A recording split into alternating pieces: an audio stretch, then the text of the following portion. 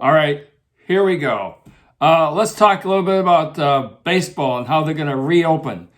All the major sports are trying to reopen with crowds, without crowds, just a little bit of crowds, with TV. Well, they all want TV, but empty stadiums normally hold anywhere from 15 to 60,000 people. So how are they going to do it? So let's take a look at some scenarios that baseball has currently tried or maybe is going to try or thinking about or proposed. In South Korea, they are already playing their professional baseball games with no crowds, no fans in the stands, less electric.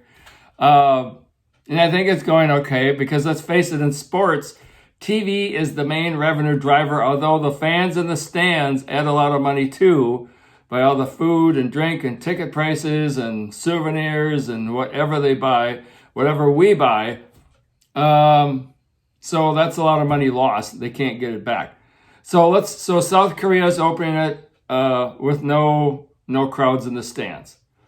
And the other thing is, it's going to be more boring without the fans going, ooh, ah, yay, hiss, boo, cheer, clap, get your team motivated, boo the other team, the 12th man in the huddle, as they say up in Seattle, that kind of a thing. So the Major League Baseball, which is currently embroiled in a dispute, maybe possibly with their own union, because they already had a deal about how to do this revenue and 170 million and blah, blah. And it sounds like the owners are going to go back and say, no, we need more. And then the players are going to say, wait a second, when things are gravy and good and you're getting bonuses, we get nothing more of that. Now, when things are going south a bit, you want to do revenue sharing. And by the way, a lot of us have guaranteed contracts or part of them or, whatever.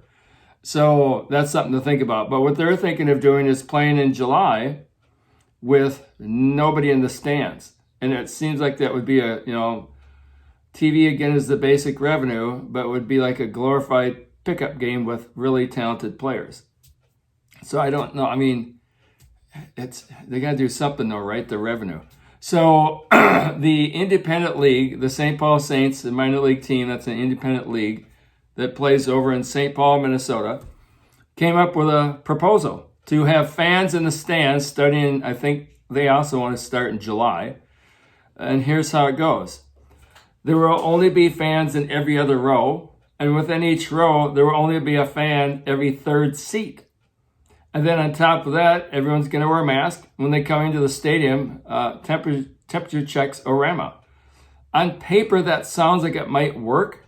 Social distancing, 6 feet. You've seen all the studies on YouTube and TV. The scientists have shown, on average, we should stand 6 to 10 feet apart because of coronavirus. But really, our breath can shoot out anywhere from 10 to 20 feet. So if you're 20 feet away, you might get my droplets and I might have the virus.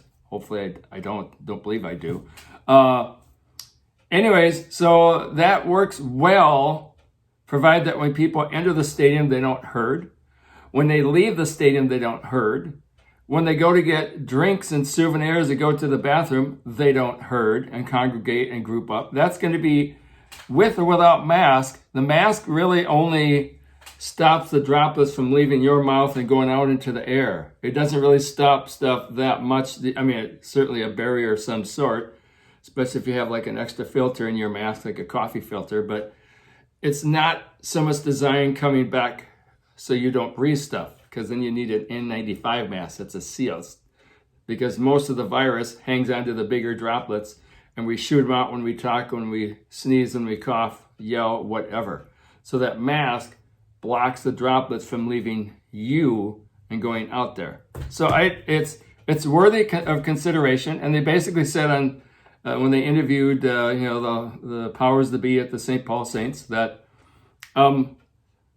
some people, a third of a stadium, 25% is better than nothing, which is what they got right now. So I don't know. What do you think? It's going to be difficult. Hockey's got the same problem. Football, basketball. Like in basketball's case, that TV revenue just doubled and tripled in the last year or two. That's why you've seen these big monster $45, $50 million contracts. $20 million, like I said before, is chump change. So the majority of that income, so it's like, okay, I make a boatload of money normally with TV and all my ticket sales and souvenir sales, and now I make a little less. What about rock concerts? The Rolling Stones maybe going to go to a stadium and set up and play, and then it's pay-per-view or something like that? I don't know. So anyways, just food for thought. Think it over. Take care. Over and out. Sports Blab.